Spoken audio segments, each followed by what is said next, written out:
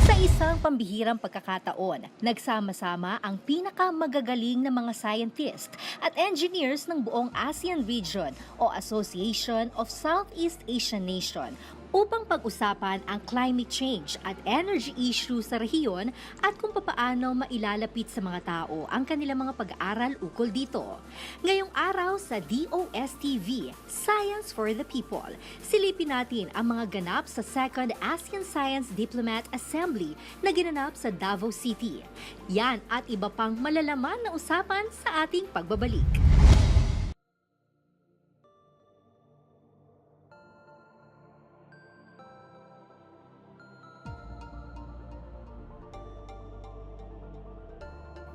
Outstanding scientists and engineers in the ASEAN region gathered together to discuss issues on climate change and energy and to engage in a series of workshops on communicating science and technology to the people in the Second ASEAN Science Diplomats Assembly. As they learn effective communication mechanisms to bridge their scientific efforts to the general public, the diplomats will get to experience Davao City for a week.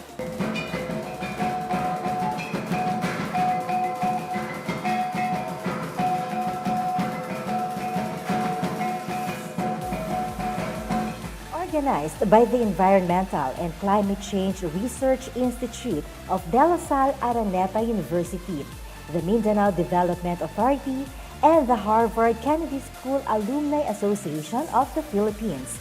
The Science Diplomats Assembly aims to train scientists for scientific language communication in the context of climate change and energy.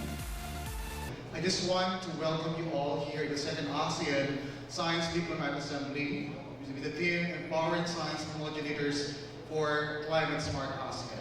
So just to give you a very short background why we were able to come up with this particular activity and why we are partnering with the different institutions not only in the Philippines but in other ASEAN countries, simply because that one of the challenges of the scientists, not only here in our country, but all around the globe, is how we're going to communicate science to the public, how this particular field is going to be used and how it's going to be communicated to the public in order to understand the value of what we're doing.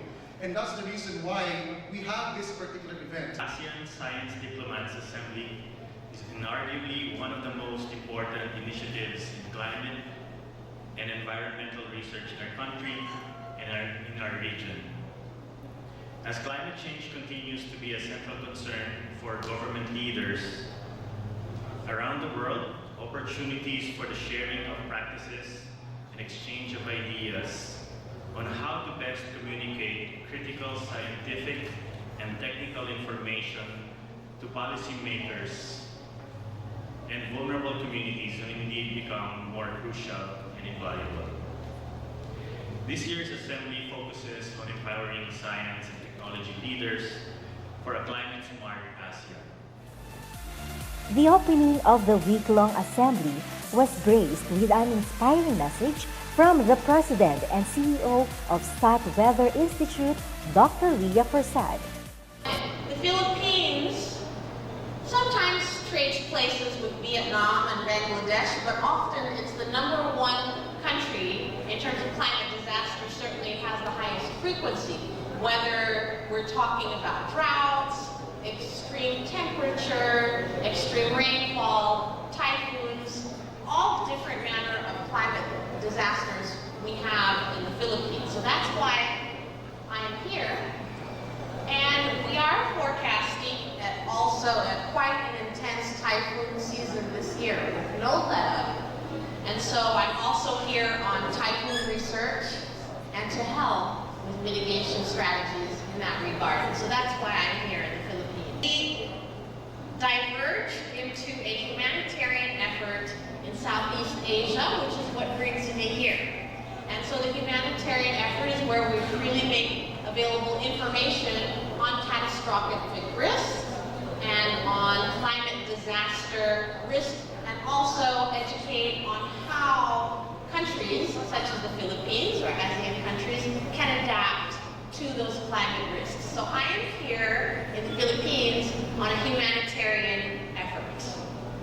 Innovation in the mind does not take place in our analytical centers. We're scientists here, and we're accustomed to using our analytical center, but if we want to discover, if we want to innovate, we're going to use a different part of the brain, which is the creative part of our brain, our imagination. And so it is from that imagination that comes the discovery. And whatever it takes for you to engage your own creativity or your own imagination, generally speaking, that imagination does not do too well in a very cluttered thought process. And so it might take very simple things, being peaceful, taking a walk, or whatever it takes to relax us in order to get us to that place to where our minds are free and clear to be able to engage in an imaginative and creative thought process to innovate. Einstein said, when I examine myself and my methods of thought, I come close to the conclusion that the gift of imagination has meant more to me than any talent for absorbing absolute knowledge. The gift of imagination. All great achievements of science must start from intuitive knowledge. I believe in intuition and inspiration. At times I feel certain I am right without knowing the reason.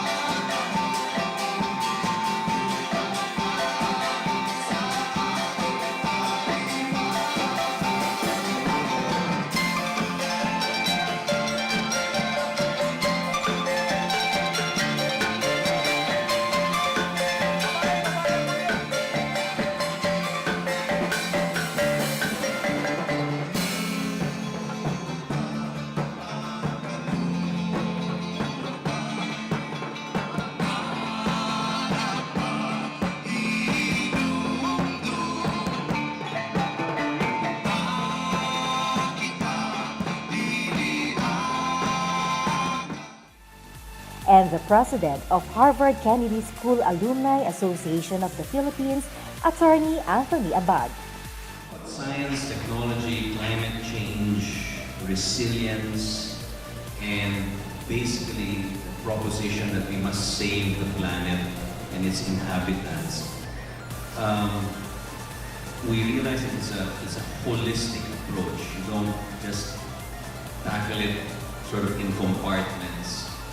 And my reflection on this, and this is what I would conclude with, is that it's not just about the science of it. Using science really to save the planet is a very important thing.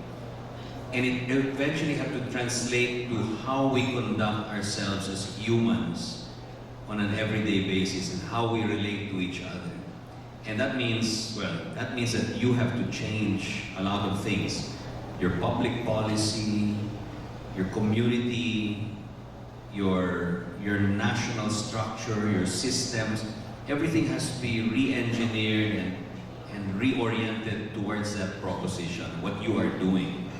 That's something that we've neglected to do. Sort of do all of these things and then react to it, rather than organizing ourselves around what we should be doing, which is saving the planet. So, is my heartfelt congratulations to those who have dedicated themselves to this proposition of saving a planet and its inhabitants for future generations. So, to Glenn, ECCRI, De La Salle, Araneta, and Mindanao Development Authority, and all you scientists who have gathered from ASEAN here in the city of Davao, congratulations. Well done. Yes, give yourselves a round of applause. The second part of the program featured representatives from national government agencies, international organizations, and private sector to talk about program updates and current research of their institutions. Under Food and Security, Attorney Ranibay Bilanggaling, Undersecretary of Department of Agriculture, emphasized the promotion of halal development in environment and water sufficiency. Senior Operations Officer of the World Bank, Mr. Gerardo Parco, explored the improved water allocation in the Philippines. The final topic is biodiversity, which was initiated by Dr. Filiberto Paulisto Jr., Program Specialist of ASEAN Center, wherein he addressed the ecosystem services of living organisms. Forum number 2 is comprised of digital mapping and regional information modeling led by Engineer Romy Estrella of Digital Grid 360. He illustrated the data compiled into a virtual image of moving vehicles in a country. Moreover, economic development is discussed by Assistant Secretary Mercedita Simbila of National Economic Development Authority or NEDA. She reported about the overall spending and national government budget of the Philippines. The end topic is Mr. Suki Atwal's important points in green and climate finance.